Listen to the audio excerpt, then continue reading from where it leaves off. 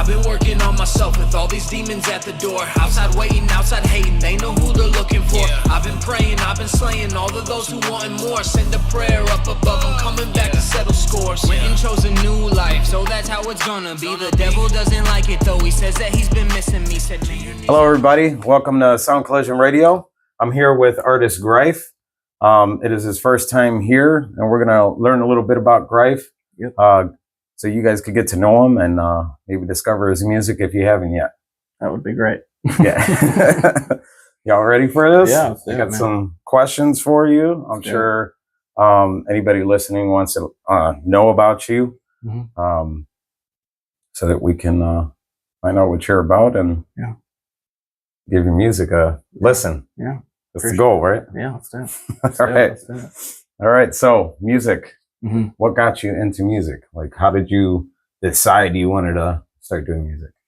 Well, I've always been a huge rap fan. Like my whole life, pretty much. Like I grew up with my mom bumping like old school Slim Shady in the car. Okay, of course. So, yeah, you have to, right? And then like coming into 8th grade, I discovered like NF and my, and Machine Gun Kelly, Logic, stuff like that. So I started branching out. So I've always been a big rap fan.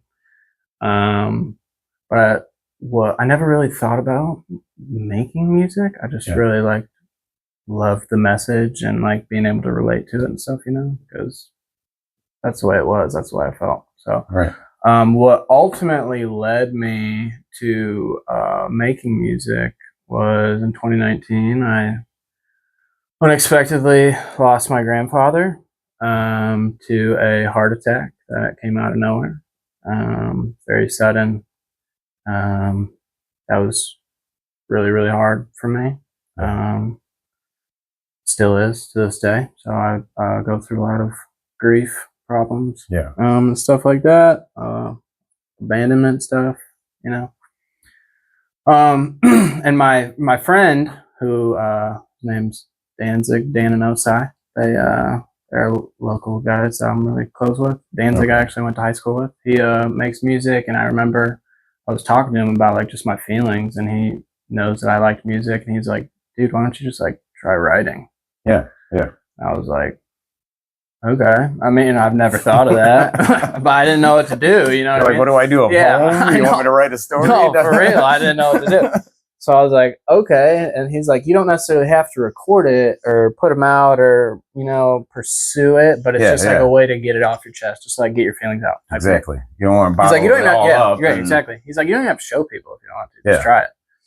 So I tried, and I wrote a song for my grandpa about like all my problems, but it was like all mashed into. Dude, it'd be like a 9.5-minute song. Though. I mean, yeah. So I didn't have any music, but I didn't know anything, how to make beats or I didn't know nothing. So I was literally just like typing out my feelings and trying to rhyme it, right? Like it would probably be like a 9.5-minute song. That's a start though. No, right. You know what I mean? So it is a process. Yeah. So I did that, and I was like, dude, you know what? Like that felt good. And I've always looked up to like the artists that I listen to and like their relationship with their fans and like what they get to do and perform for fans. And I was just like, dude, I love that idea. And I never growing up, like everybody knew what they wanted to be. I never have known, seriously, never knew what I wanted to be. I was always so lost in like early high school, middle school. I didn't know what I was going to do. And I went through an unfortunate event for sure. That affects me strongly to this day, but I'm trying to channel that to help, people out there that feel like me, sort of like me, feel worse than me. Like I just went through a loss, but there's people out there that have gone through crazy stuff that's way worse. So than all of us, man. We could think of the worst things that happened to us, and somebody had it worse. And it's like that. Yeah. It's crazy. You said 2019, your grandpa. Yeah. Literally the next year, April, my grandfather passed away. April? What day? Yeah, April 13th. Okay, I'm not trying to smile. My grandpa passed away April 12th, so that's weird. That's weird. Well, he had his heart attack on March 31st, and then so a lot of our family actually like deciphers on what his actual day It was the decline after. Yeah. So like he had his heart attack on the 31st and then was in like at OSF for 2 weeks on life support, completely, you know, unconscious, like a coma. So like I didn't get any feedback from him or anything. Yeah. But yeah, so that's unfortunate, but we're here, you know. We're grinding through it. Have you gotten back to making a song for him yet? Yeah. So I scrapped the first one. Yeah. Yeah. The first idea. It's probably still in my notes somewhere. It's buried down low. But yeah, so actually I wrote a song called Dear Papa on my last album. Yeah. That I put out on New Year's Eve. And it's the first one, but heavily evolved and matured. Yeah. Just like, you know, people change obviously over time. So it's like I went back through and like read the first lyrics of the first song to like maybe like channel some things to say, because there's stuff in there that was like what I said was good. I just said it in a poor structured way. You know, you probably felt like you could have done it better. Yeah, exactly. Like I wanted to rewrite. Like I improved. And it's not just performing it better. It was, you know, honoring your grandfather. Yeah, I want to deliver it better. Like you're like, I could do better for my grandfather. Exactly. Like I want it to be like the best that I can make in that time. So, I put that out, and just like the way reading back on the first one, like seeing like how I felt back then. Yeah. And just like rereading it, dude, it's like a trip. Because it was bad for a minute. Like, it was bad. It was really dark. And I know like a lot of, I'm not saying people doubt my feelings, but I feel like some people are like, dude, how could you like get that down over like your grandpa, like losing your grandpa? Because like it's not, I don't know, some people have different relationships with their grandparents, which I get. Right. I get that for sure. But like, I mean, anytime I go to my dad's house, my dad, you know, was always there. So like I was raised like with my grandparents to a degree. Certain times, you know, and my grandpa was super young. I mean, he passed away at 60 years old. So I mean, like, is this a grandparent from your mom's side or your dad? No, when I was being raised at my grandparents was like at my dad's, because I'd go to my dad's every other weekend, and like for a while he was still staying with my grandparents at their farmhouse. So I'd go over there, and like, so I was always around my papa and my nana the whole time. So I had a super strong relationship with them. And it's just weird to read back on that. Like I just have a different relationship. My grandpa was super young. He was 60 when he passed away. So this December he'd be 64. And I was like I've made them grandparents. I just had like a super close relationship with them. So it hit me hard. I mean, it was like equivalent to losing like a parent figure. Yeah, for real. You know I would imagine. So I mean, if you guys were, you know, that close. Yeah, it was hard. And the fact that it was out of nowhere shook it. I mean, I literally saw him the day before.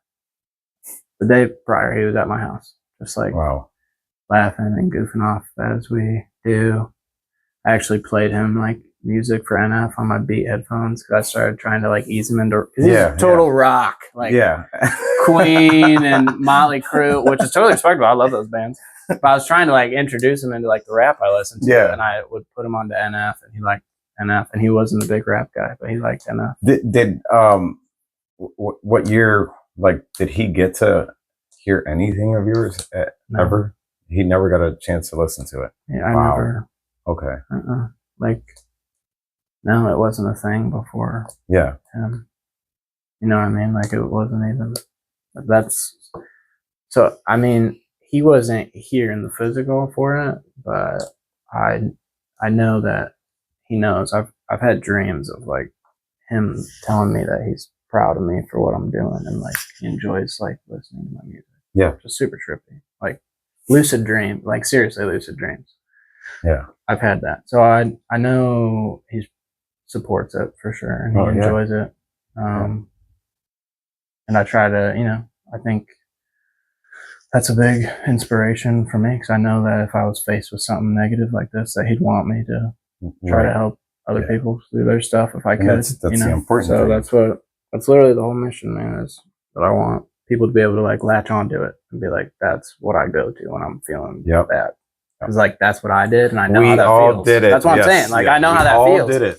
We have those artists that we ran to, literally. Yeah, like if you make real music about like your life and what you're going through, like you want people to cling on to it. Exactly. Like more than anything, and not because like I just need like a bunch of people around. Like I just want to. You want to know you're not by yourself. Yeah. In your suffering and you know whatever you're going through. And I know how people feel.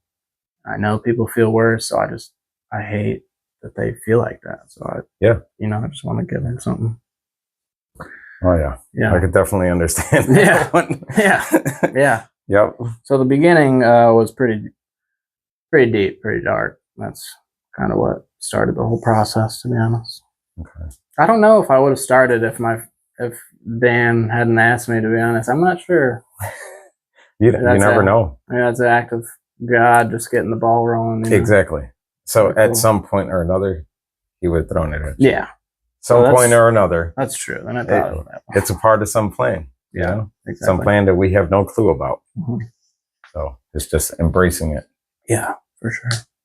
So what's your, when you go to do music right now, so everybody's got a different way that they attack, you know what I mean? What is your attack like? So like when you're feeling in the mood to like write a song down, like what do you typically do? Are you specifically talking about writing or just like writing, recording, anything? How do you like to go about it? Well, in the beginning when I didn't know what I was doing, I just like type notes out, and my hope was that I would just be able to make a beat around it. So much harder. It's so much harder to do that. It is. It is. Like you need to cook up the beat before you, right? Yeah. I mean, people are entitled to their own way. I know that there's people that do it the other way. That's fine. If that works for you, do it that way. I totally support it. It's harder. It's hard. No, it's hard for sure.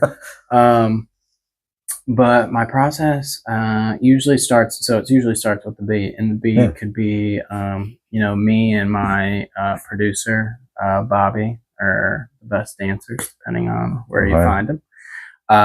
He's a dog, dude. He's been doing it with me since the beginning. I've never worked with anybody else. I don't plan to work with anybody else. Like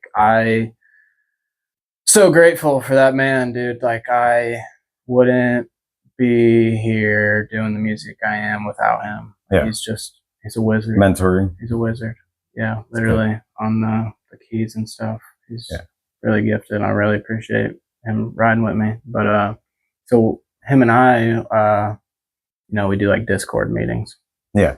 So we usually start with like a beat or maybe an idea. I mean, sometimes I'll just get an idea for a song, or you know, I'll be having a bad day and I start stressing on this emotion or something. And I'll be like, I could use that. You know what I mean? So I'll kind of give him an idea, kind of like the vibe, and we just start cooking, dude. Like I'll just give him ideas, like maybe we use strings or keys, and we'll just start building and relaying off each other, kind of like what we should do. So we cook up the beat, and then I write.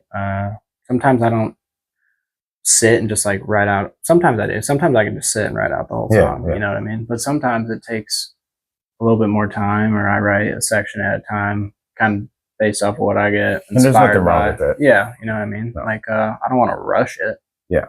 But at the same time, I want to get it out. So it's like, there's that. There's that anxiety. There's two sides to it. Yeah. You're like, can I just finish this now? No, I know what that. I know what that feels like. You know what I mean? So I'll write to it, and I write every word, every single word I've ever put on a song I've written. That's how I'll continue to do it. I'll never change that. Like these people they're using AI now. I know. That's crazy. No, I'm not trying to knock anybody, but I've never even used AI for anything. It's not you. You know what I mean? Like, it's not kids are using AI to cheat on like essays now, which is totally smart unless you get caught. Yeah.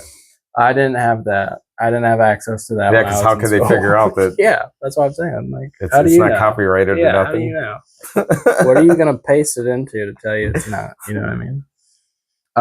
But yeah, so I'll write. Same thing with recording. Usually recording, I'll sit down and grind it out.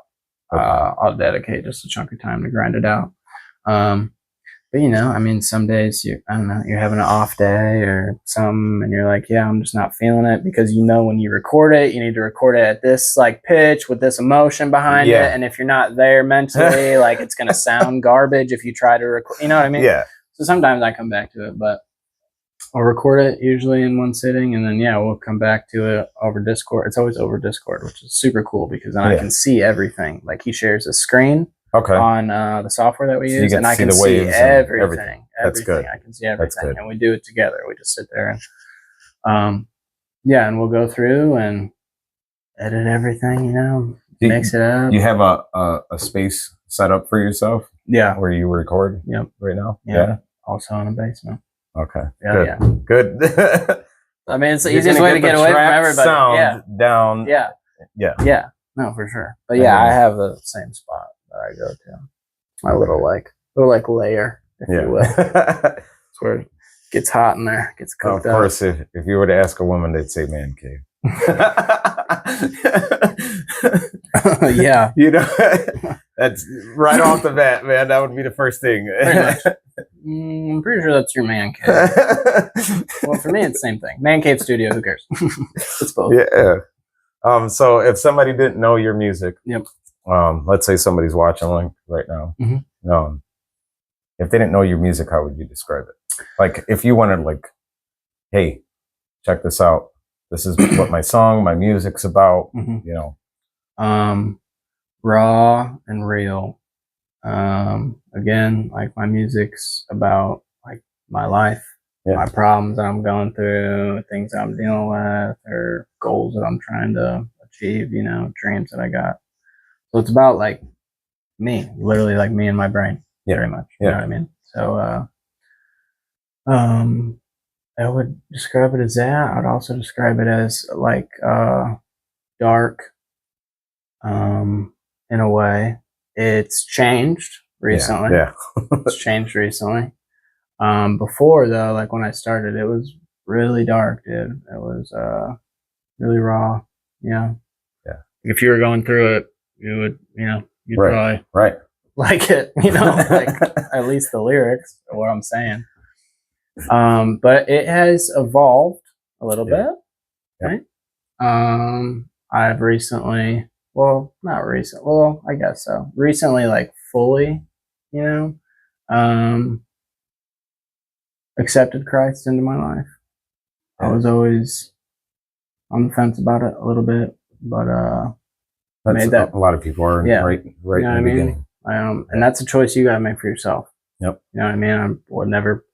I would tell you it's a great decision. Yeah. But I'm not gonna like pressure you into it. You know what I mean? Like you gotta make that decision on your own. Yep. So but it has changed, it has evolved, and it's still dark to a degree. But I think my lyrics now, although they're going with a hard kind of dark beat, because I'm gonna be honest, I like those. I just like the way they sound. Yeah. You know what I mean? Like not every time it's a dark beat is it like, dang, he's going through it. You know? Depending on the message, obviously, but like I just like the way they sound, like the hard 808s and like hard drums, like creepy strings and stuff. Like I like that stuff, you know. So that's always been my favorite as well. Yeah. Yep. But the lyrics now have evolved a little bit into more of like a hopeful way. Not too much to where it's like completely different, but I've definitely brought God into my music for sure. I'm happy I've done that. I think my music has definitely gone up a level since I've done it.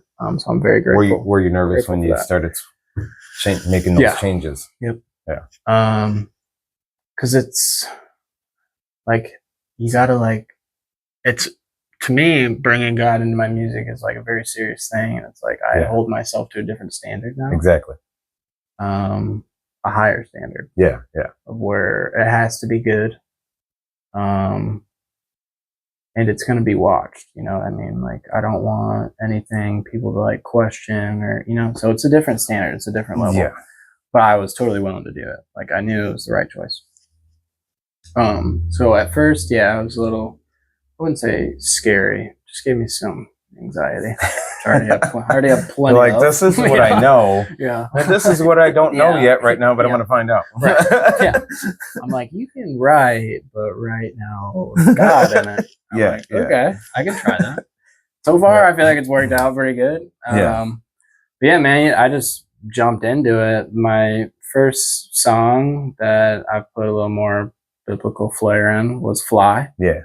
Fly was a great song. Got a lot of great feedback. Tell us about Fly. Like, how did The that story. take off? Okay, Like, how did you get that situated? The story behind Fly is super cool. Okay, so the feature on it is Kaylee Brown, and she's on the chorus, and she went to the same high school as me. I graduated with her. Okay. So we've known each other, you know, like as kids going to school and stuff. And in high school, I knew she sang, but like I didn't know like she like sang. Like I knew she would sing. She would do kind of like covers of songs and stuff, which was super cool. Yeah, and they were good. But it was in like when it would have been like end of September, early October of last year. I was on Instagram scrolling through videos just on my feed, and she like has fully given her life to Christ. Okay. I don't know the time frame, so I'm not going to tell you how long ago. I'm totally not sure, so I don't want to like be wrong on that. And I saw that she posted, I think it was like a picture of like her Bible, and she was going through some verses in a Bible study, and then I saw another video of her singing. I think it was a cover of like a worship song. Yeah. And I was like, instant literal light bulb. I was like, wait, this would be a perfect introduction. I was like, she's on a godly path now. That's what I'm trying to do. I was like, it only makes sense. Like, what if we, did something, you know, like let's cook something up. So I reached out to her later that night, and she was totally down for it. It was so cool. Okay. So cool. And she came over and we wrote the chorus together. And then it was a while, to be honest, a couple months before we were able to record. But yeah, then she just came by, we recorded. Long story short, we put the song out. Got a lot of great feedback, a lot of support. And then it led to a very big opportunity for us. Pastor Chris Eldridge asked us to come perform it live at Hononegah High School for a worship night right before he was a guest speaker. So before he went up to speak. That was awesome. I'm going to be honest. That was awesome. Super nerve-wracking. I didn't know if I was going to be able to do it, dude. I'm not going to lie. I was so nervous. Yeah. I was so nervous. Like, I've always I've been dreaming about doing it, and I'm like, this is the next step. To actually be in that moment, it's like, all right, this is it. It's now or never. Yeah, exactly. And so, we got asked to do it, and we rehearsed like 3 times at our church in town. Yeah. We just got to like use the worship team's equipment, which was super awesome. Thank you. I know, which I handle the sound. So GREIF is sitting right up at the upper right-hand corner of the soundboard. And I'm like, that's when he was, you know. Oh yeah. We rehearsed like 3 times, and then it was day of the show, and then we rehearsed 1 time there. Dude, it was this big auditorium. I mean, like upper deck. You had the balcony. Yeah. It was scary. That must have been one of those older schools. It was the older auditoriums. It was super, those are the best. Super cool. It was the like environment was super cool. And yeah, dude, just to like we worshipped first, and then there were like some dance groups that had dance routines to some worship music. It was super cool. So like being able to perform for like a bunch of people as they're like worshiping God is like a really cool feeling. Like it's an honor to do that. You know what I mean? And dude, we tore that up. I'm not gonna lie. Like we did good. We did really good for our first live performance. It was her. I'm pretty sure it was her first live performance. I think so. I might be wrong on that. She might have performed for a worship team at church. I could be wrong on that, but I'm pretty sure it's her first performance. Definitely mine. Definitely my first live performance. And yeah, dude, it was such a cool experience. Just to, like, you know, you always like dream of doing that. That's just an insane Have you thought about like doing anything local, like starting a branch out there? And yeah, but I just don't know. Like, I'm trying to find a spot where to. I know there's some smaller, some small places. Because obviously, we had Charlie Haley here last night, and that was one of the things. One of the biggest advices that you could give to an artist that's starting out, especially doing live, is to try to build that audience local first, like immediately. You know what I mean? Build it up. Know you. It will branch. Yeah. You know what I mean?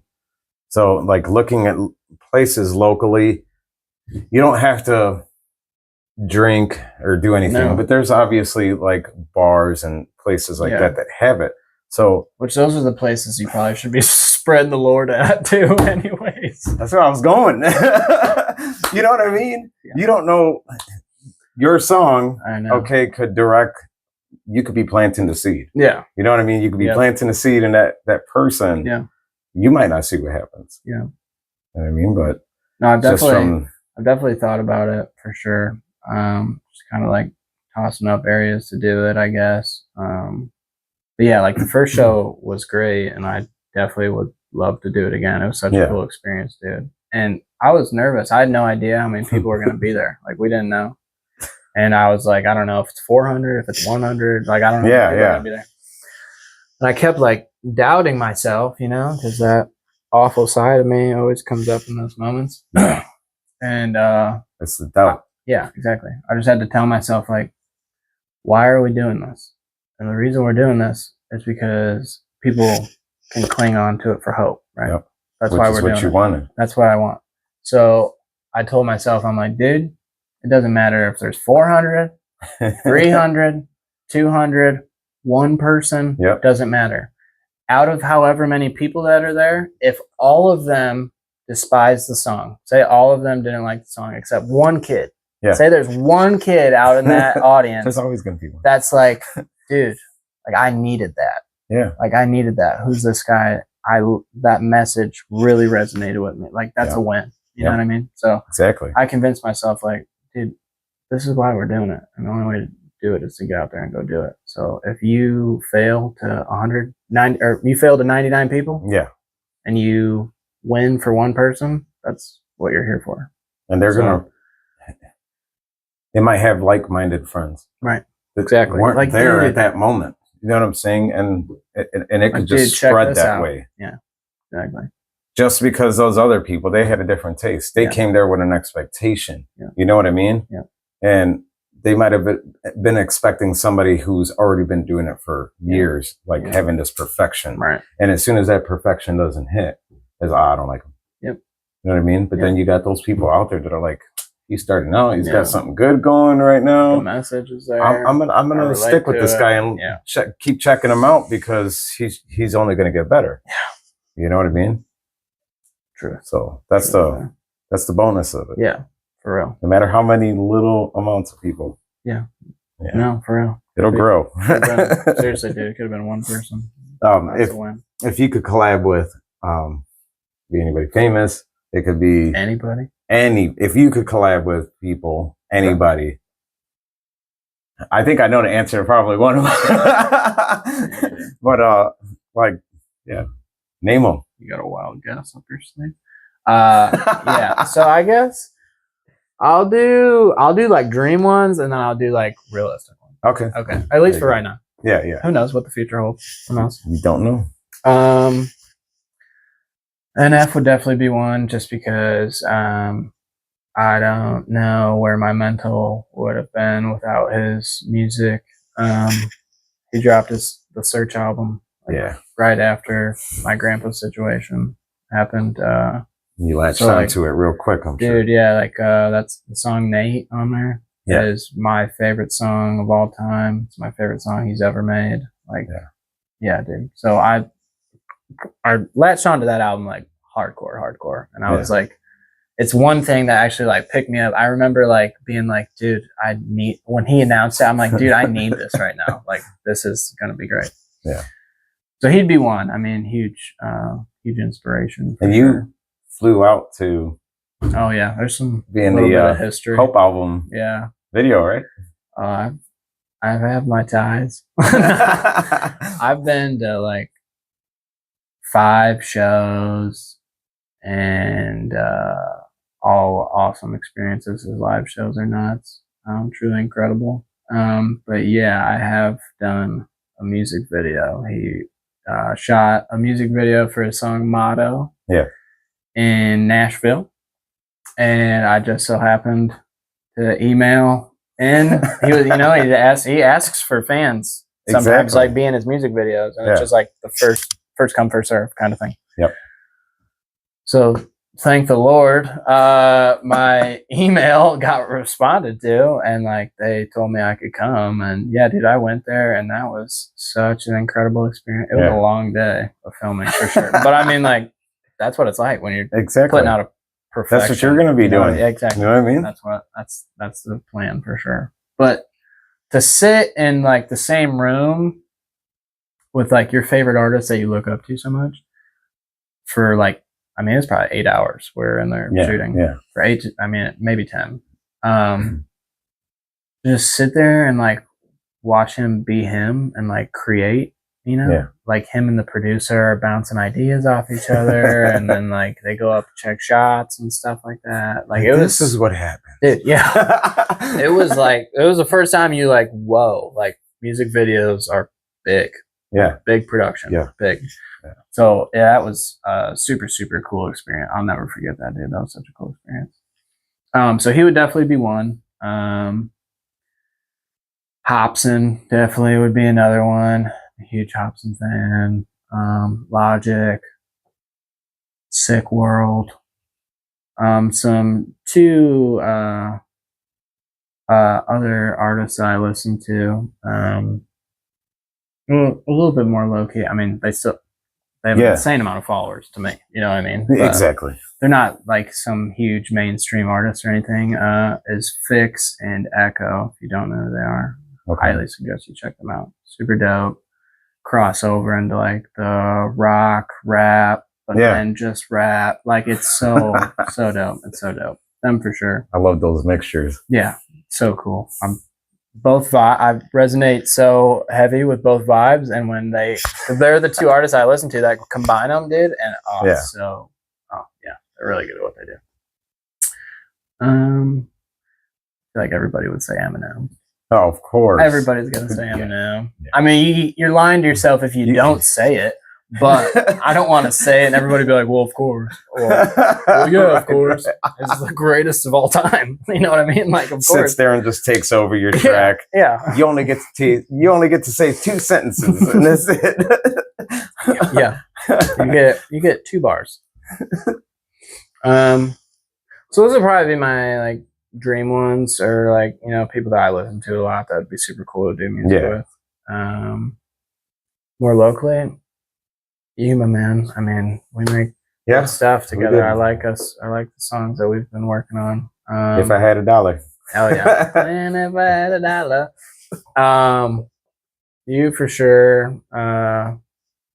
Danzig, my homie again. Me and him have worked on a couple other songs that haven't been released. So does he rap? Yeah. Yeah. Yep. He does all sorts of stuff, dude. He's him and his brother are so like diverse artists. It's so cool. Like they have like they're big like Bowie fans, like old school stuff, but then very new school at the same time. So they can do a lot, dude. Super diverse. That's super Dig into the older stuff. Super cool to listen to their music.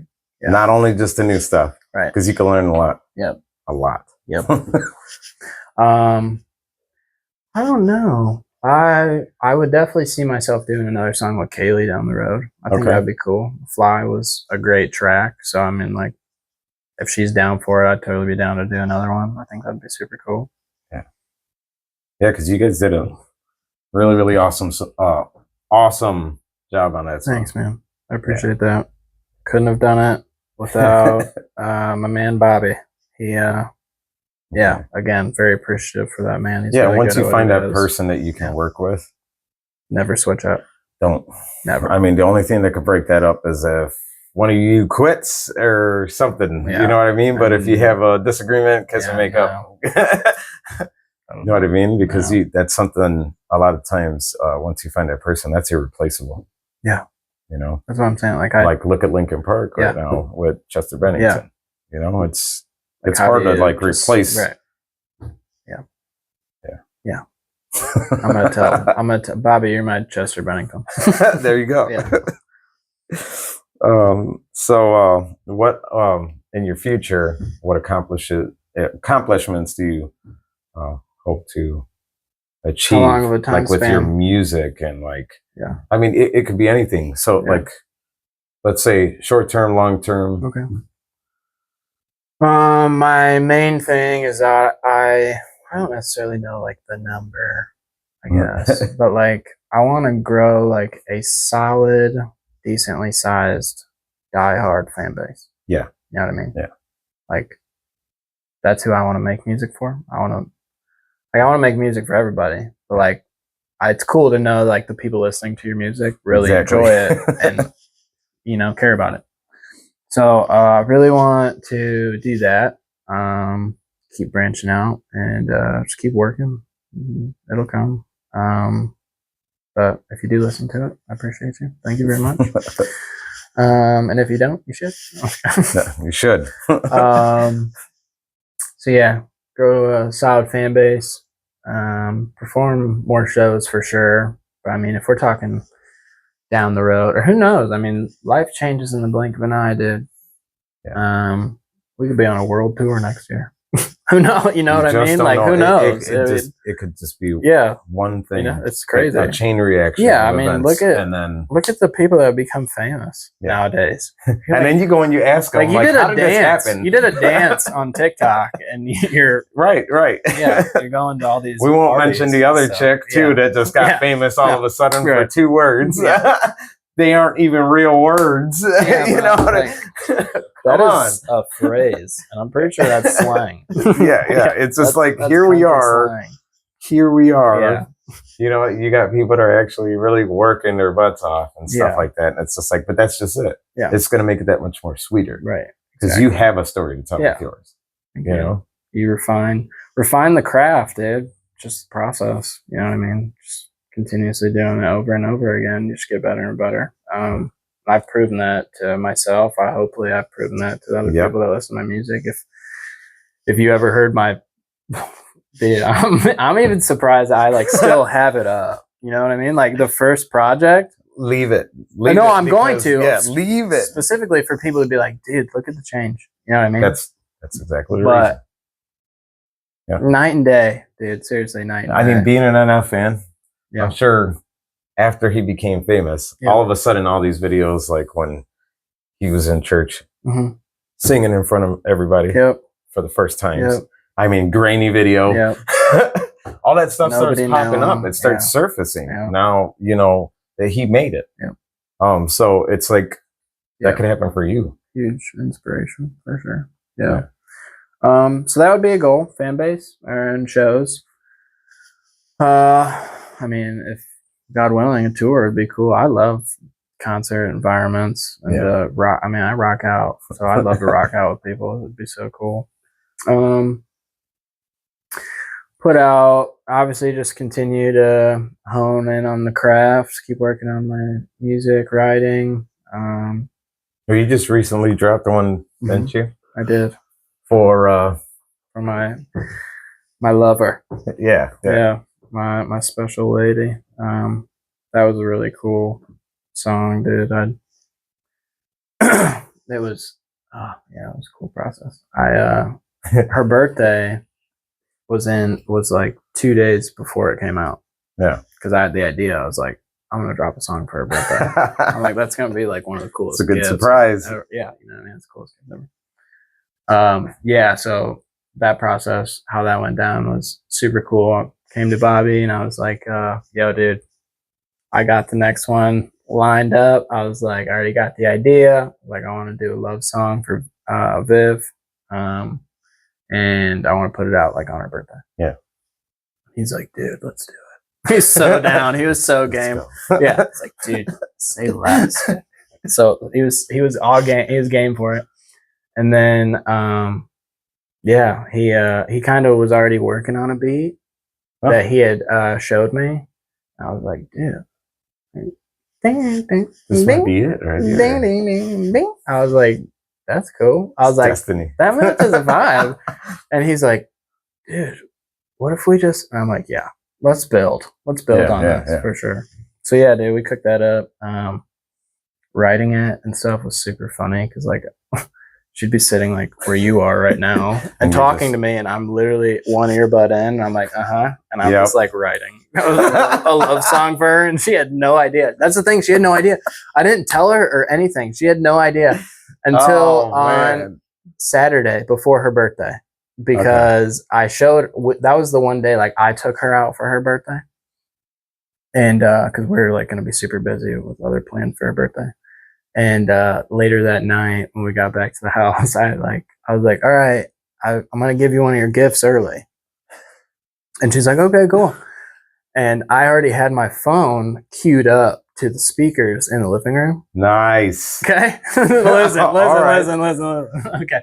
I already had them queued up, and she's like, yeah, okay. And I'm like, all right, I'm going to go get it. And she's like, okay. So I like walk down the hallway back to her room, so she thinks like I'm grabbing something, and I just like hit play on it while she's sitting in the living room. So the song's now playing. She had no idea what song it is. Song's now playing, and instantly you can get the idea though, because right at the beginning I'm doing like a monologue thing where I'm like talking about how much I appreciate her and stuff like that, and it's clearly my voice. And I like kind of like emerged out of the hallway and looked at her, and she's like, history, bro. It was history. She was very appreciative. She loved it, dude. Good. Yeah, I don't want to put you on the spot, but you did start crying. She did cry. See? That's a win. That's how you know it was good. She shed a tear over it. So yeah, dude, right, that song's called Ride or Die. That was it was a good one. But dude, she's been a huge rock for me through everything. Supportive. All the above. The way she came into my life, the impact she's had on me, like all godly, dude. Like seriously, all godly. So amazing. Very appreciative of her. And I just was like, yeah, dude, like it's your birthday month. Like I needed a song for this month. I was like, I'm going to make you a song. You deserve a song. So, yeah, it was super cool. Awesome. Yeah. It was cool. That was I remember when it came out, I listened to it and I was like, all right. Okay. I like this. Yeah. I like this. Dude, it's like a different vibe. Listen to it. It's like a different vibe from what I usually do. It is. Well, from it's got Fly a little like, to then that, I was like, it's got a little bit of like an R&B vibe to it. Like the chorus is super cool because it's not like crammed with lyrics. I really let the music like do its own thing. It's super like light. Yeah, it's super cool. If you're into that sort of thing, go check it out. Super cool song. So do you have any other hobbies? Anything you like to do aside from music? Okay. Clearly. What's something people don't typically know? You don't like tell everybody. Clearly, people understand that we're making music. Yeah, I like spend time with family and friends. It's kind of hard to not so much with family, but like finding time for friends is getting hard. I'm at that like age where like everybody that I graduated with is like, or I was friends with, doing their own thing. Yeah. Like there's, guys that I graduated with on my football team I haven't talked to in like years, which is, you think about it, it's sad. Like I don't like that, I'm still like, I feel like a lot of people accepted it. I'm still in a weird like transition phase of like, I am an adult and I know kind of how to be an adult, but I also don't really want to be an adult because I don't want to, like it was just so not ready smooth. yet. Yeah, that's what I'm saying. Like not ready yet. The time with friends just like dissipates. It does. You know what I mean? As life goes on, and everybody gets into their own thing and responsibilities change. Guys that I graduated with, played, football with, are having kids and stuff and getting their own house and big job. Like it's really cool. I'm really proud of them. Happy for them. Happy for you guys. If you're watching, really proud and happy for them. But yeah, it's weird because it's not a sad thing. Yeah. But it's like you're happy for them, but then you also like kind of grieve your innocence in a way because like you're not just kids anymore. Exactly. So. And then you got work, you got all that stuff that it takes a chunk of your time. And then I'm making music and you gotta give time to that. Yeah. You know what I mean? To accomplish your goal, what you want to do. Yeah. So family and friends when I can. I like to go to the gym, work out. Try to go there, like 3 times a week-ish, 4 if I'm feeling frisky. Yeah. I like to shoot guns. Go to the range. It's super cool. Just sit there and shoot for a while. What else? I'm a bit of a gamer. Not so much anymore. I used to be hardcore, but I've honed out a little bit. But yeah, like my video game preferences have changed so drastically. Like, I used to be hard Call of Duty, and I don't play Call of Duty anymore. What are you playing now? I play literally like one game now, and it's Rainbow Six Siege.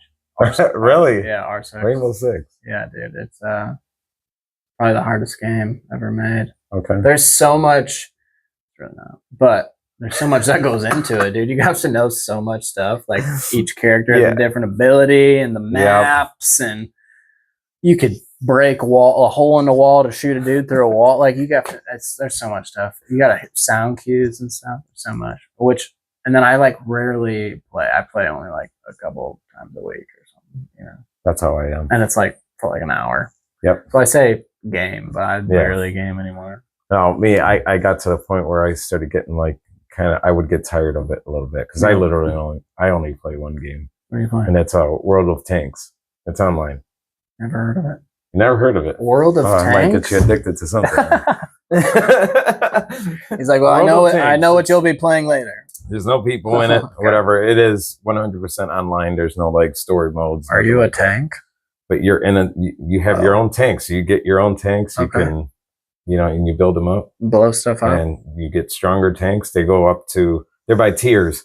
So you start with a tier 1 with like first generation tank. They're actual tanks that are in the world. From different countries. You can get a tank from Germany or whatever.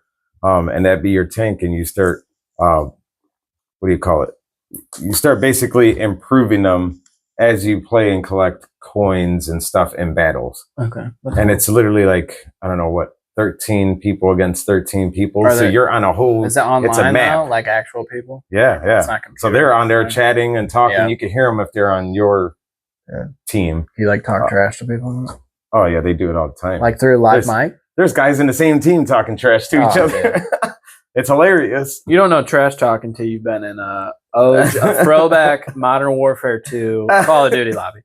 Those were crazy. I mean, imagine. You'd get out of the game and the whole time just people screaming at each other. Yep. Awful words were said. It's like that on here. Yeah, dude. People say awful stuff. Yeah. You're like, dude, you would not say that if we were just standing here. Like, no. Such awful language. So bad. Yeah, it'd just be like they'd have a flag on one side of the map, and your team would have your flag, and then you basically meet somewhere on the map and start shooting at each other. That's crazy. And then it's either destroy their whole team and you guys win, or steal their base in tanks. Can you get it on your phone, or is it on your computer? It's on. You can do PS, PlayStation. You can do Xbox. It's on there. The phone version is no good. It's not. It's what do you play on? The controls are horrible. PS4. Okay. I do have a PS4. Oh, see. How much is it? Or is it free to play? It's free. Free to play? It's free to play. There's a... Come on. Yep. Okay. And they have 3 versions. There's World of Tanks, World of Warships, which is the like naval. And then they have World of Warcraft. That's it. That's it. Is it actually? I think, Dude, I was just joking. Maybe That is that a was it. game, but it's like about wizards or it's something. no, I have no idea. It's I was something just similar. It joking. sounded similar. I was just It's joking. like World of Tanks and World of Warships or something like that. And then I haven't played that one just because I was just like, I'll stick with the tanks on land. Yeah. But yeah, it's actually pretty dope. Yeah. Yeah, graphics are really good. I thought they were going to be horrible when at first I was like, let me use this to try. Wait a minute. Yeah, graphics are a huge thing now. I mean, they've totally evolved. I mean, you feel like you're almost in a simulator. Yeah, Literally. sometimes. Like, I feel like I'm on the front line. I remember the first time I played it, I fell off a cliff. I drove the tank. I didn't know how to control it properly. I was driving the tank. I fell off the cliff, and I'm like, ah! Like, dude, this thing don't steer. No. It was horrible. Right. But yeah, that's pretty much the only thing I play right now. Yeah, so gaming just a little bit. Yeah. Yeah, a little bit. it does calm you down sometimes. You Yeah. could be having a bad day, sit there, play a game for a little bit. And Like, be like, I'm just- what was that made about? I'm gonna go shoot stuff in the That's it. most like therapeutic way, healthily Yep. possible. Yeah. Leave me alone right now. I Yeah. gotta blow some stuff up. Yeah. This is a video game. I can do that here. Oh, dude. Also, I love cooking. Cooking? All I right. cook. What do you like to Master. cook? What's Well, I your say- favorite thing to cook? Steak. Steak? Yeah. Oh, yeah. Medium Yeah. rare. Medium rare? Yeah. All right. How about yourself? It depends. It depends on what I'm eating with. It could be Okay. pasta, or if it's with vegetables, then that determines. You know, So if you're having it with pasta, how are you getting it cooked? pasta, I like it a little more done. Okay. Yeah. But Just because it goes great. veggies that can move a little. Yeah, In yeah, distance. yeah. Yeah, because it just adds to the Like juices. you cut it and You know what I mean? you're like, what was that? Yep. Vegetables, I have their own juices mixed with, you know. So Favorite and cut? some mashed potatoes. What's your favorite steak? If you had to pick one cut. Sirloin. Really? Sirloin. Sirloin. Sirloin. Okay. And T-bone. T-bones. Yeah. Those two are my favorite. T-bone mostly because it's the closest thing to a pork chop, and I Yeah. love pork chops. Yeah. I love pork Being a chops, Puerto yeah. Rican, that's our nickname, pork chops. Pork That's good. Hey, man. But, So be it. so be it. I'm gonna start calling you pork chops. Yeah. Excited. I'm a big ribeye guy. Okay. Ribeye. In a perfect world, bone-in ribeye. Uh-huh. But usually don't have those available to me. So Yeah. just a ribeye, straight up. But yeah, dude, mid rare, nice little sear on the outside, nice pink in the center. Yeah. Right. Yeah. Love it. Yeah, cooking. I've been cooking for a while, to be honest. I remember like this was probably like 5th grade. 5th grade's probably like when I started dabbling on the grill, to be honest. I remember like making like my first like homemade chicken recipe. Like we grilled chicken on the grill, or like I claimed to, which I did, but I was supervised. But like I made like my own sauce, just like what I Yeah. thought sounded good, and it actually came out pretty good. It's like what it sounded good at the time. Yeah. Well, back in 2013, it sounded good. Yeah. But yeah, I've been cooking for a while, and then I'm like, oh, dude, I'm a huge fan of Gordon Ramsay. Gordon Ramsay. Oh yeah, yeah. He knows what I he's doing. pray to have the chance to eat at a restaurant his one day. Gordon Ramsay Yeah. steak in Vegas or Kansas City. Yeah, that's where I want to go. My favorite. I could eat steak probably 7 days a week, 365 days a year.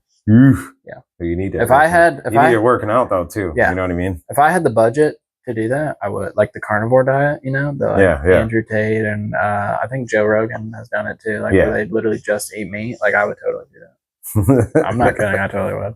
I would just eat steak. Like it's my favorite. Whatever. I'm pretty guaranteed I wouldn't get sick of it either. Just sitting there with a fork, Yeah. nothing else, no Yeah. plate, just Just a piece of meat. But yeah, Gordon. I've seen probably every single one of Gordon Ramsay's YouTube videos. I say that exaggerating, of course, but I've seen a lot. Yeah. Hundreds for sure. Just watching him cook and explaining it, going through it, and like telling you about the dish and the way it looks when it's done, and you're like, dude, They'll legit tell you Yeah. it's not supposed It's to just look like that. Throw it interest- in the garbage. yeah, you know, like I mean, people have craft for different things and for different reasons. Like we Right. have a musical craft. Yeah. He has a cooking craft. You know, people race cars or whatever. They have their own thing. But like respect for whatever craft you're in for sure. And like the way he does it is crazy. It's just so perfect. It's so perfect. So I watch a lot of his stuff. So a lot of the stuff that I've learned from cooking has actually been from watching like his YouTube videos. That's good. Seriously. A lot of people just watch for the entertainment. They won't even take anything off of it, you know, and that's not a good place to be. No, I know. Some people have been like, where'd you learn that? Yeah. Gordon Ramsay YouTube video.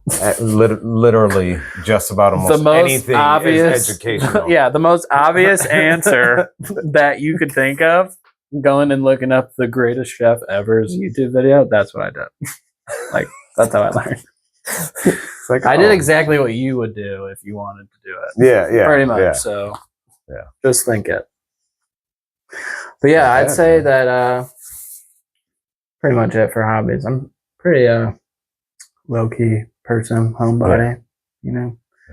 Like when we're younger, we go out and socialize a little more of a, I don't really I want to stay at home. do much. Yeah, pretty much. It gets that way, especially with how the environment is right now. Yeah.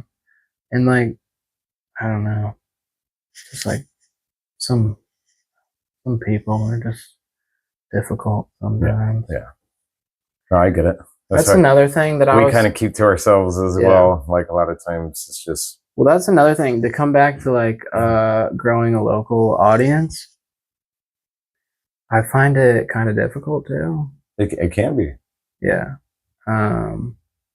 Because your local audience are the people that know you, and either they know you and they want to support you, Yeah. or they know you and highly doubt what your mission is, Right. and they don't even give it any time of day, no support, and they talk mad crap about it to their friends. Well, if you came out, which is fine, and I locally it doesn't have to just be people you know. You know what I mean? Right.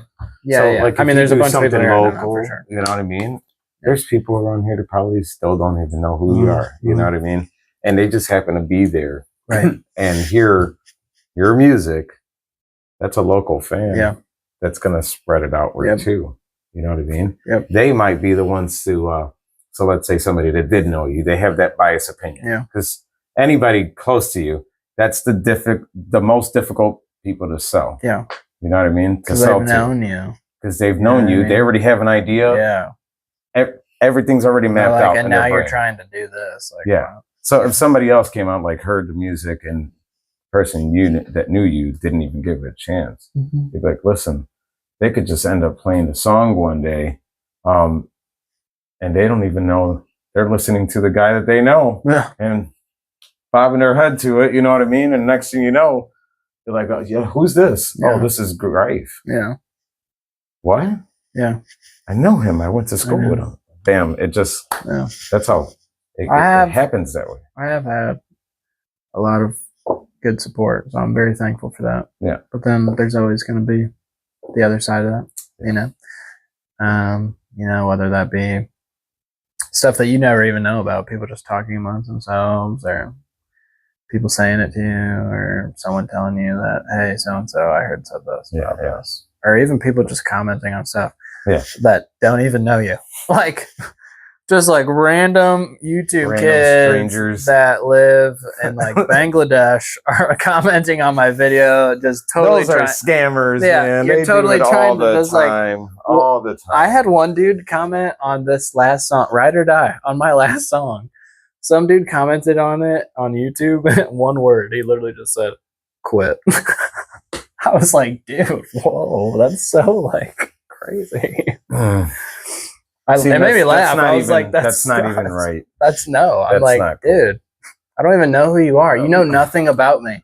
Those people either don't know what the heck they're doing with their lives, or, you know, that's mainly it. And they don't, dude. They're gonna hate on somebody that is exactly trying to figure it out right now. They're working towards it. You know what I mean? And it's all a test too. Yeah. Like, I know I'm being tested. Like, God needs to know if I can handle it or not. You know what I mean? Exactly. Like, Yep. it's a thing you got to prove. Like, it's not all just flowers and butterflies. Only and, prove to him.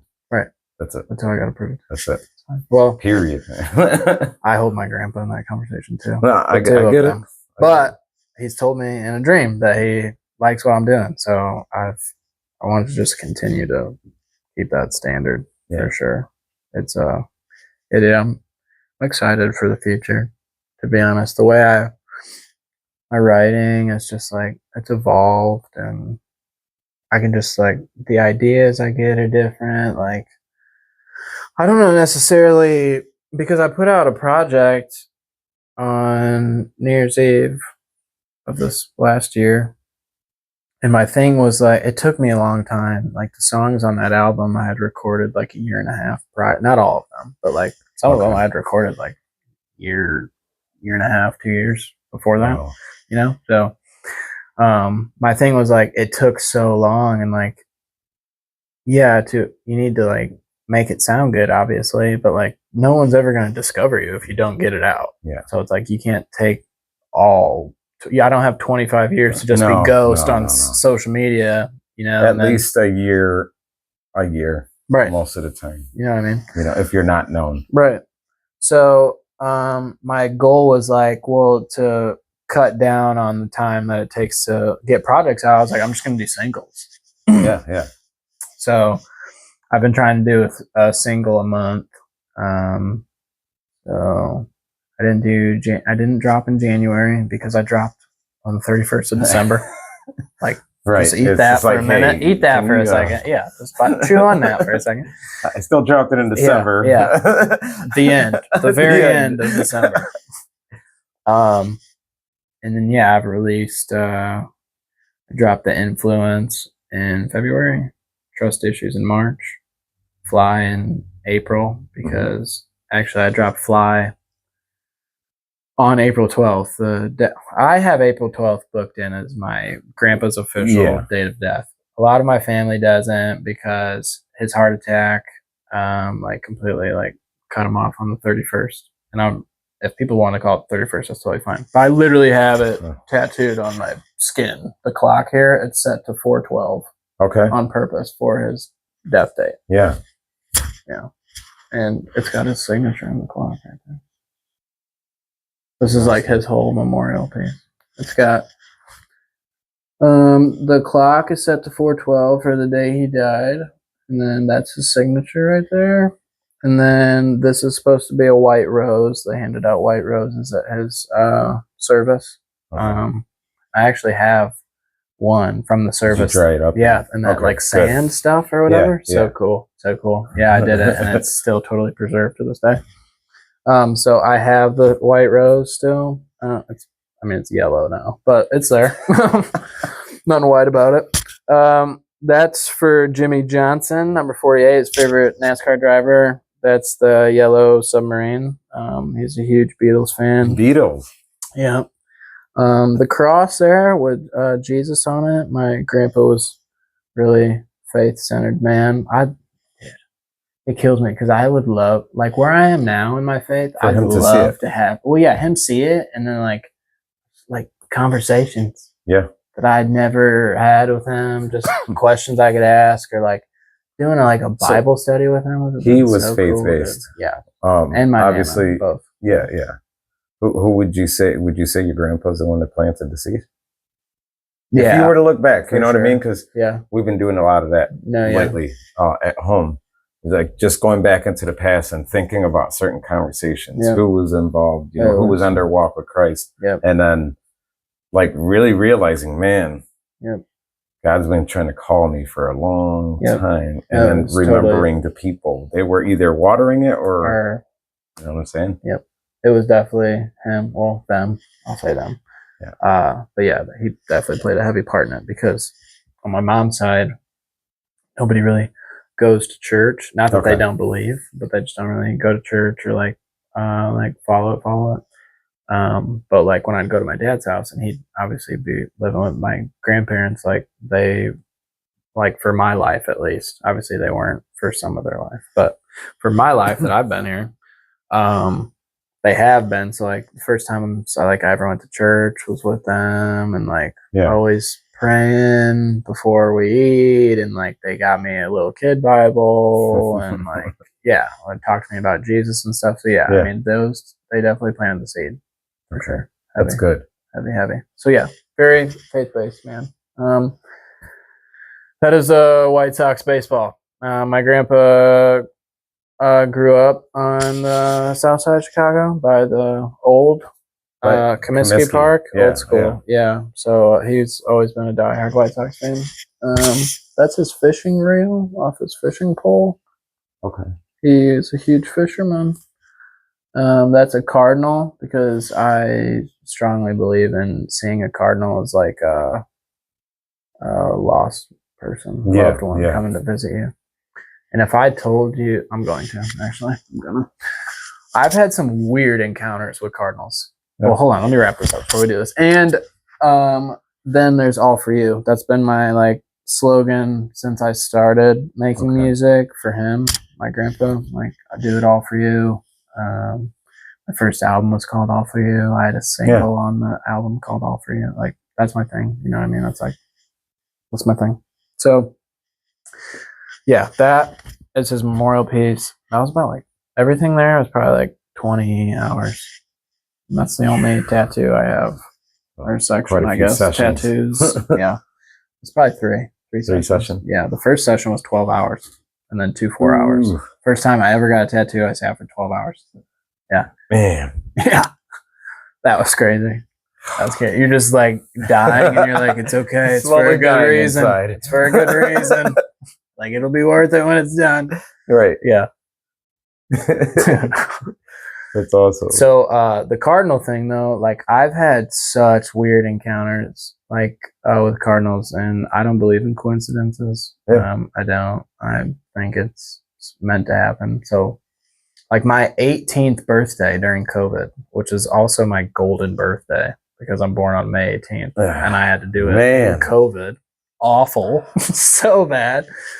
We like had a small group of family go to my dad's house in the garage, just like hang out for a little bit, a couple hours, and do like cake and presents in there. And it started downpouring, like monsoon rain, dude. Like it's blowing sideways, like heavy rain, right? And literally right in the driveway, because like it's like trees, alleyway, you know, kind of alleyway, and then garage. So I mean, like the trees from where we're sitting are 20 feet away, super close. It's downpouring rain, and a cardinal just like came out of nowhere and landed right on the tree, right at the entrance of the garage. Just like sat there while we were doing cake and presents while it's downpouring. Not an animal to be seen anywhere. And it's just sitting there. So I'll always see them if like I'm going through like first live show. Yeah. First live show. Going there to Hononegah High School. I hadn't even left town yet, and I saw one. And it's I mean, literally I had just pulled out of the driveway. I was a minute down the road. Yeah. And I'd prayed to him. I was like, please just like show me that you're with me. Like, this is a big thing for me. I really want you with me today. And I'm pulling out and I'm driving and just whoom, right in front of my car, and was like flew up in a tree by me. And I was like, there he is. You know what I mean? But the most recent one that's the last one I'll tell, because the other ones, you know. But the most recent one was like crazy, dude. It was my birthday, and we were staying overnight, me and my girlfriend in Schaumburg. Okay. Staying out there and doing stuff for the night, and we were going out to dinner. Dude, have you ever been to Weber Grill, a restaurant? No. You're missing out. Good? So good. You know, like the Weber Grills? Yeah. The charcoal grills. I didn't know they had their own restaurant. I didn't either. Until I literally looked up like nice restaurants in Schaumburg. And like that was one of the first ones. And they have like a huge, like fake, like 2-story tall grill outside. Yeah, it's super cool. So anyways, What, in Schaumburg? yeah. And inside you can like see over the counter, like into the kitchen where they're cooking, and they're all cooking on, I mean, as wide as this table, drum Weber grills. Like they lift up huge lids and it's just fire just going, and they're just steaks and No dude, kidding. it's so good. A little pricey, but if like one night you're going on a date night, just like you and your lady, I definitely recommend it for sure. It was very, very good. Wow. Yeah, so we were that's where we were going for dinner. And we got ready and we were pulling out of our hotel, and I hadn't even left the lot of the hotel, and I'm driving, right? Yeah. And a cardinal swoops in front of me and just starts going with me as I'm driving. Right in front of the car, like it's guiding me or something. Like literally like, come with me. Swooped right down in front of the car, and I was like, whoa, whoa, whoa. And I was like, oh, look, it's a cardinal. And we were both like freaking out. And yeah, just the weirdest experience. It didn't fly and just like up into a tree. Like literally I was driving straight and it was just flying like right in front of me, like as if it was going down the road with me. And like for like 20 seconds probably. And I made it all the way down to the stop sign, and it flew right up into the tree across the intersection from the stop sign and just sat there and like stared at me. And then it hopped up to a higher branch and just stared at me. And then as soon as I had to turn right to head towards the restaurant. As soon as I turned right, it flew left. Yeah, dude. I mean, I have it tattooed on my skin. Like, that's how much I believe in that. Like, yeah, for real. So, yeah, I've had weird experiences. Super cool. What's your prayer life like nowadays, and good question. your study? That's a good question. I'm working on it. Yeah. I mean, I always want to improve my prayer and study life. I feel like my prayer life's better than my study life. Okay. I'd say still having that relationship. Yeah, for sure. For sure. Prayer life's good. I feel like I pray a lot. And the important thing about praying is like, I'm trying to not pray only when I'm in need of stuff. Exactly. You know what I mean? Yeah. Like you get that feeling like you're begging for stuff. That's what I'm saying. Like, it's just supposed to be an open relationship. You know what I mean? So I'm trying to improve there. My study is also getting better. Me and my girlfriend are going to start doing like a weekly Bible study together, just me and her. And she's getting into it, you know, growing a relationship with God. So that's super cool. It's really cool to be a part of and to watch. Oh yeah, it's super important. I mean? If you're in a relationship, if you and your significant other are praying together, studying together, that's it's crucial. It's huge. Really locks it in. You know what I mean? But I have like the Holy Bible app, you know? So like now every now and then, like probably a couple times a week, I'll listen to I'll just like pick a book out of the Bible. Yeah. And I'll have my earbuds in, and I'll just like let the voice read it to you or whatever. Yeah. And I'll just listen to it as I work. So it's not me reading, but I'm still taking it in. Okay. And that's cool, dude. Actually, like, there's a lot of stuff in there that I didn't know. So listening to it is pretty cool. And then I also have daily devotionals, so I read. Okay. One is kind of like one that I just like found and started on my own, and then every morning when I read it before work, I send it to my girlfriend, so she'll read it when she wakes up. And then I'm in another one with a group of guys from church and like Trace Diaz, and like they're like study plans. Okay. And so there'll be like a devotional for the day that you all read. You know, on your own time, on your own phone. Yeah, then you guys can discuss it. And then there's a couple like verses that it'll give you to read, like that is about the passage or whatever, the devotional. And then there's like a chat box, and that's the last thing. And in the chat box, you just like type kind of like what you got out of it, or things that you thought about while you're reading it, or stuff like that. So that's really cool, because then you get to see like other guys' feedback and how it affected them. You know, could affect it. You could both read the same thing, but get two totally different messages from it. You know what I mean? It kind of just depends on how you feel, where you're at, what you've been through. Do you pray before you record, write, anything like that? Sometimes. Sometimes. That's something it's something definitely I would dive in on that. Yeah. I would I dig know in you on told that. me you did that. It's something, it took me a bit. Yeah. You know what I mean? Especially sometimes we get impatient. Yeah. And you want to write, you want to record, you want to jump in on it, and you're like, and that's the thing. So as soon as you start doing stuff like that, where you're like, I feel like it gets that way, where you don't, and the idea crossed your mind, I should pray before I do it, but you're like, I got to hurry up and get this done. I might lose it. Are you making time? Yeah. No, that's definitely important. I definitely thought about implementing it, and I don't know why I wouldn't. So yeah, I think that's a good idea. I mean, what bad could come out of that? Exactly. You know what I mean? Exactly. Like, that would only benefit an artist for sure. Yeah.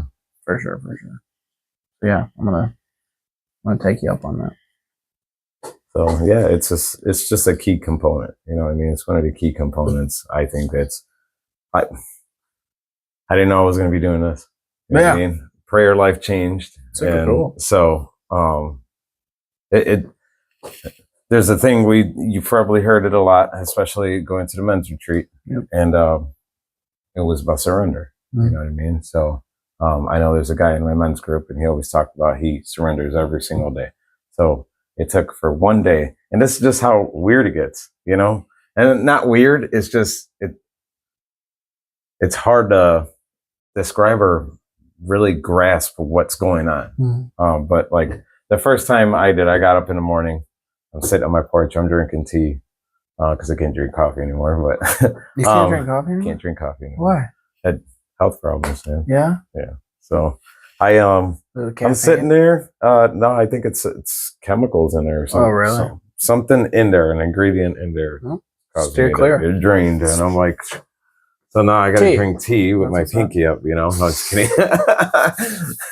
But no, it's just you know, I sat there, you know, I prayed and I got on my knees and surrendered my day.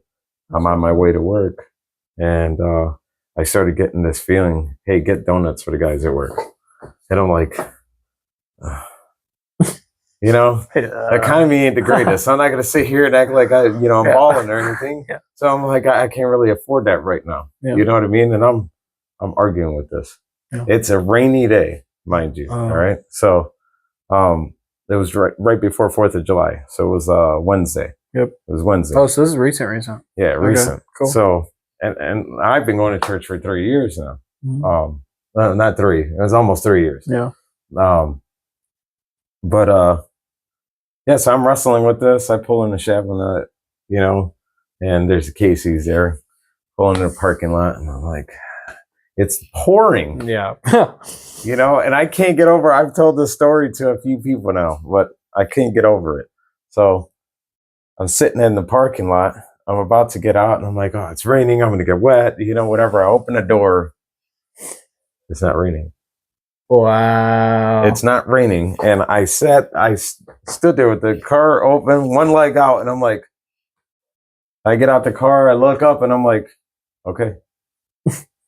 Okay. Yeah. Got in, got 2 dozen donuts, took it to work. But you got the day old. No. You're like, fine, I'll do it, but I'm getting them the day old. Some of the Casey's won't even do it anymore. Oh, really? Yeah, because that was a thing. There's like, it depends on the district manager. You know what I mean? So maybe they're switching it up. Good. I don't want a day old donut anyways. No. But that used to be the thing. You'd go in there and get a box of day olds. I was happy about it because like some Casey's, not all of them, some Casey's will decorate for like a holiday. Yep. Like their donuts or something. So this one had like firecrackers drawn on it, and you know, stuff like that. I'm like, boys need these. Cool. Red, white, and blue, everything. Took them to work, and I'm sitting in a parking lot at work and stuff, and then I got an idea to write a message on the boxes of the donuts. So one would go in the front of my workplace, one would go in the back. For the guys in the back, guys in the front. And what'd you write on it? So I wrote on there about surrendering. That's cool. I believe it was about surrendering, and then I took a picture of it. But it was just a feeling to write it on there and spread the message. Yeah. You know what I mean? Playing a seed, you never know. Yeah. So I wrote on there, and I put them in their places, and it turned out to be a great day. I thought I was going to have a bad day. It was raining on top of it. I was achy. I'm like, I don't even want to go to work. All these donuts. I just bought all these donuts. I can't even afford this. I'm over here buying donuts. They got eaten up though. They were gone. Oh, they got eaten up. Yeah. You know what I mean? Everybody was just super happy and stuff. It turned out to be a great day. Yeah. And I'm like, man, what have I been doing all this time? Yeah. It's been handling stuff on my own. Yeah. That's the problem. Have you continued to do it? Or I'm still working on it. Yeah. You know, I've done it about maybe 3 more times, you know, and I kid you not, my day has gone good. My day has gone good. I don't know why I'm still not doing it, but it's a part of, you know, it's a part of you that has that doubt and stuff like that. That's you're your worst enemy, dude. You just gotta get through to yourself. An enemy's still in there. Yeah. You know what I mean? Always. Yeah. telling you, no, this is not good. What's good for you is not good. And what's not good for you is good for you. Yeah. So there to confuse. I've messed up a lot of music like that. A lot of music. Yeah. And it took for like when you made that song for your girl and stuff like that, like I completely understood because I was in the same place, you know, and she's being supportive of you. And you felt like you wanted to honor her and give her something. Yeah. You know what I mean? For that support, for everything you guys have, the time you've spent together and everything, you know? So I completely understood that because she's the one, my fiance is the one that pushed me to start praying before I started. That's awesome. Working on music, you know? That's cool. So that's really it's cool. like, I get it. Yeah, for sure. You know, I'm going to take you up on that. I'm going to start doing that. Yeah, because it's like, why wouldn't you do it? Yeah. It's only going to benefit you or help you. Yeah. Be dumb not to do it. And you need to do it. I mean, right before worship, when you're at church, what do? We pray right before worship. Every time. And if you're going to be making music where you're mentioning God or talking about God or anything, that's a form of worship. Well, that's a thing I wanted to do with prayer with music. That's why at my song that came out in May called Amen. Yeah. I put the prayer at the end of it. Yeah. I thought it was super cool to feel like the lull of space there at the end. Yep. Just the beat dancing for a little bit. I was like, dude, like, I'm going to pray. Like, the song was about, like, avoiding temptation of the devil. Yeah. And, like, taking it to God instead, you know what I mean? And doing it for you. Right. You being the one to do it. You know what I mean? So I thought it'd be cool. I was like, what if I just I was thinking of something to do there because originally it was just a beat, and I'm like, I don't think I just want it to be a silence, you know, or a little lull. I was like, I want to put something here. And I was like, what if I just did a prayer? I was like, just like pray about like what I'm talking about. And that's why I said, dear God,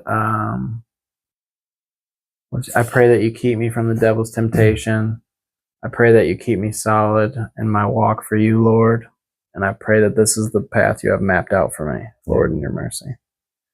Like, resist the devil. I want to give it to you. And I really hope that this is the path you have mapped out for me. Like, I want it to be. So if that's what you have mapped out, then I'm totally game for it. You know? Yeah. I'm ready. Your will be done. Yeah, exactly. Yeah, exactly. Any plans for merch? Dude, he plans in play. Technically, no. I would love to though. Like I'm so obsessed with artist merch. Yeah. You're gonna make fun. I have thousands of dollars in NF merch. Yeah. And people call me a nerd. You can call me a nerd. But obviously I support him in his music. And obviously if I'm buying that much merch, clearly that's how much I look up to his message. Yeah. You know what I mean? Yeah. So it's not like I'm buying merch from somebody that makes just garbage that has no meaning. You know what I mean? Yeah. But also the designs, dude, are just so you know what I mean? I'd love to do merch stuff for sure. I mean, there's only a few of these made. They're GREIF hats. I've had a very select few people have them. Yeah. I have a GREIF hoodie. It's got my logo on it. There are very, very few of those. And then actually for my birthday, I just got a crew neck, fly crew neck. Okay. It's got the fly logo on it, and on the back it's got the picture we used for advertisement for the show. It's the split face between me and then Kaylee on the crew neck. I think I saw that. And that's very, very few of those too. So there's some, but it's just very, very few. But yeah, a goal of mine, would be to have a merch line someday for sure. I've got some ideas already. My name though, I think it's kind of weird that like I go by like GREIF, my last name. Well, part of my last name. Part of your last name. Yeah. A 16th of my last name. My last name is so long. It'll take you 5 minutes to say his last name. Yeah. Let's get it. Greifenkamp. That's a long one. But everybody just called me Greif my whole life, as like a nickname. So I was like, when people are like, well, what's your stage name going to be? I'm like, well, no one's ever called me anything else. And I'm not just going to come up with some like, like it just fit. So for a merch idea though, I thought it'd be cool. Like, so I have Greif, but then there's Grief, but the E and the I are just have to flip. Yeah. And I find it ironic that like, that's the thing I struggle with the most is grief. Okay. You know what I mean? So I was thinking like a shirt with grief, but then like crossed off, like with like scratchy, like pencil writing or something. Okay. And then writing like a GREIF logo. And then my big thing is like, I always use like the fallen rose emoji on my socials. So with the, like, it's the rose that's drooped with the petal falling, you know what I mean? I don't know. I like that emoji a lot. I think it latches on to like my message a lot. So I thought, and then like putting a rose on the back, kind of like that, like a fallen rose would be cool. So yeah, I've got some ideas. I'd love to do it someday for sure. I see that somebody's in the works over here on their merch game. Dude, working on it. Yeah, dude. That's what's up. It's a process, man. But you got like a decent amount of designs ready to rock. Yeah. You print? We have other stuff. We just little at a time, Yeah, dude. I mean, the ideas with merch can be endless. Yeah. You can do whatever you want. You kidding? Are we doing a tank, a hat, a t-shirt, a hoodie, crew neck? Right. Like, I mean, there's so many different things you could do. Socks. Yeah. I mean, you do so much different stuff, dude. Yeah. But it's cool. Is it cool doing it? Yeah. It is pretty cool. I mean, it's your own stuff, Yep. It's like you said, other artists that you grown up with or whatever, you get their stuff. It's their stuff. Yep. You know what I mean? Yeah. It's not yours, but when you finally see your stuff and you're like, you're putting all that hard work in. That's kind of cool. It is pretty cool. It's motivating. I was hanging out at a buddy's house one time, and a kid that I graduated with, I went to school with. Well, graduated with. We kind of grew up together a little bit, and we're friends, obviously, but like we got distant a little bit in high school, but we're always still cool with each other when we see each other and stuff.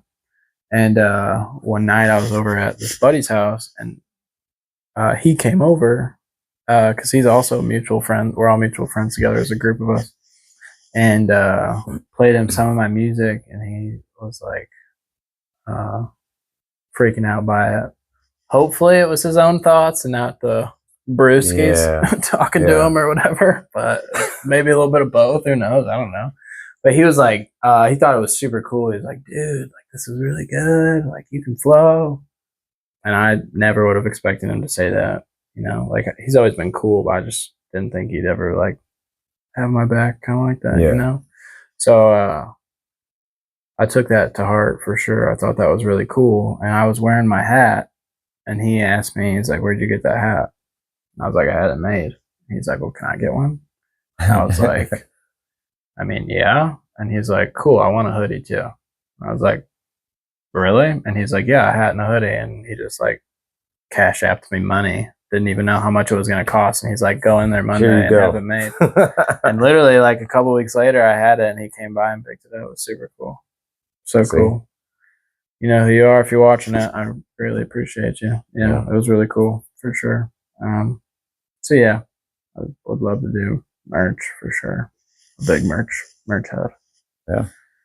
Got a lot of ideas. And all you got to do is just start putting them on there. You know what I mean? When you're ready to actually start getting the stuff done, you have your ideas done. You know what I'm saying? Yeah.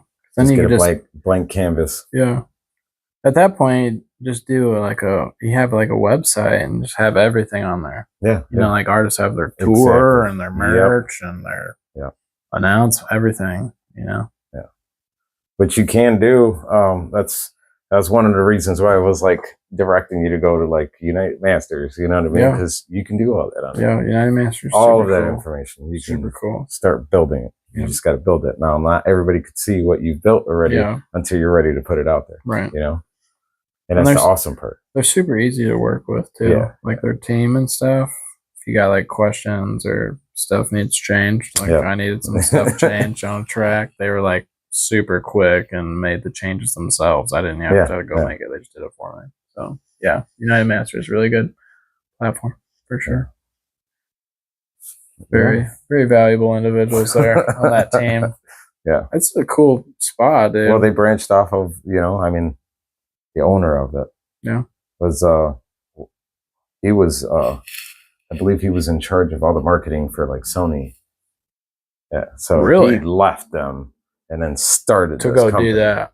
Started up his own company. Good for him. Let's go. Like good for him. And it's once you start seeing the industry is changing, a lot of people start to notice that. But no, dude, it's so different now.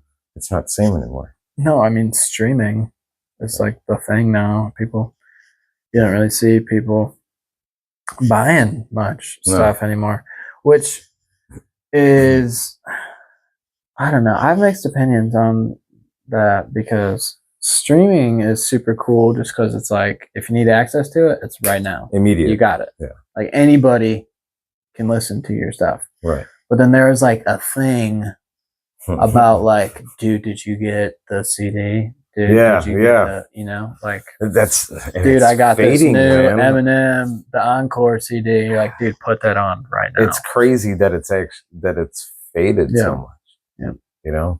But that's just it. People want it now. Yeah. And having a CD, they got to have a CD player nearby. Yep. That was the issue. Yeah. And now with like social media and everything blowing up, like how it is, especially like TikTok, stuff like that. I mean, like it's a lot easier to like reach an audience if you need to, or they say it is.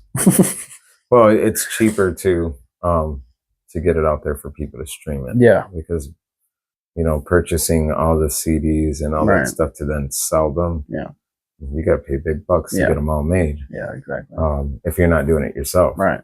But even then, you still got to get the materials, and it still costs you more than you're going to pay for streaming. Yeah, still in on it. Yeah. Whereas here, like they can listen to it, and all them plays are going to pay. Yep. They're going to pay you. It might, depending on what platform is paying out the best, at the time, determines it. Yeah. It's definitely changed, but now I think a lot of independent artists or underground artists can appreciate the streaming, like social media side of it, because it is now easier to get to an audience. You could just, a random video pops up on your For You page of artists all the time of people I don't know, and then those people blow up. Like a lot, I know a lot of, not like no, but like I know of a lot of artists that blew up over like the COVID span. Yeah. On TikTok, just because like they put clips of their songs on there and then they've blown up. Now they got like millions of monthly listeners and they're like doing it independent. Yeah, which is super cool because you ain't got a boss. Like you're doing it. Exactly. And that's like, no one's telling you got to make this many albums and this many, this much time.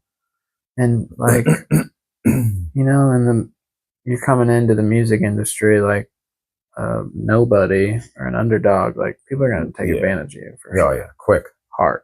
Yeah. Like you're just like a minnow. Yep. In a pool full of sharks, literally. So yeah, I think doing the independent thing is super cool. You know, because then it's literally like you, who you want on your team working with you, Yeah. and your fans. And I'm like, that's it. I'm like, why do you even need anything else?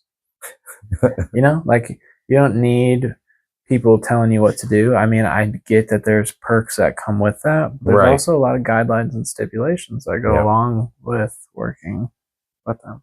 So a lot of control stuff, you know, like you got people telling you what you can and can't say or when you can put it out. Yeah. No, this isn't a good song. I don't think you should put it out. Well, guess what? I made it. And if I want to put it out, I'm going to put it out. So how about that? And you never know what's going to come of it. Right. They might have stopped something that could have been a hit. Yeah. Look at the stuff that's a hit nowadays. Yeah. And I don't think a lot of people see like the finance side of working for a record label. Unless you're like an overnight blow up sensation. If you're like struggling to make like sales and stuff, you'll get consumed, dude. Yeah. Literally working for them. Because then you owe them all this stuff that you can't compensate. It's not even only that. It's if you're with a company and you're no, obviously you're going to be on a contract. So they'll tell you how much you're going to get. Yeah. And a lot of times the way they reel people in is they're like, oh, we'll pay you this much up front. Yep. And that's what gets everybody. It's that upfront dollar amount. Yeah. They take that upfront dollar amount, but then the royalties or $1 million, and then everyone it's like 18%. Yeah. Or something like that's nothing. Yeah. You're like, dude. So you better take that upfront money and invest it in something that's gonna pay you. Yep. But a lot of them don't do that. They gotta get the necklaces and all diamond watches, flashy stuff, and talk about current big things to get more streams. And dude, it's all weird situation over there at those spots. But I think the social media definitely helped independent artists out hard. Like there's a lot of negatives that come with social media. Of course. I mean, like rants at awful things. People that can comment. Yeah. Quit. That's literally what the dude said. Quit. Yeah. You quit commenting. Right, yeah. Delete your comment. And then it's like, if you only have like a few comments or however many comments on there, you're like, 99% of my comments are hate right now. You're like, dude, I have to delete your comment. I can't leave it there. Yeah, yeah. It's not like I have 10,000 comments and like, some of them are obviously hate. It's like, people are going to see those. I'm going to delete it. I'm going to delete it. You can't get everybody. No. It's impossible. Nope. But nobody can. You never will. That's it's totally impossible. Not even Jesus could get everybody. No. You know what I mean? Not even Jesus was able to get everybody. Yeah. And then you definitely won't. Exactly.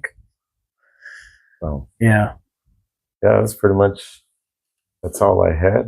Yeah. I think it was very informative for everybody watching. Yeah. Super cool. Super fun.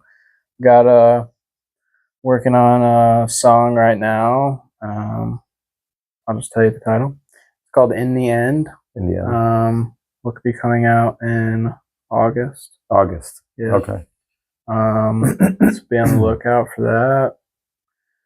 Other than that, though, dude, I'm not playing any shows right now, or I don't have any scheduled. Soon to change, hopefully. Yeah. Working on crafts, working on me. That's about it, dude. Just trying to keep going, keep grinding. So, this has been fun. Yeah. We appreciate you getting on here and sharing a bunch about yourself, Big old pretty awesome. Little GREIF here. Yeah, then you can check. There'll be a link below this video for you guys to check out his music as well. Greatly appreciate you, sir. This has been fun. Yeah. This is cool. We should totally do this again sometime.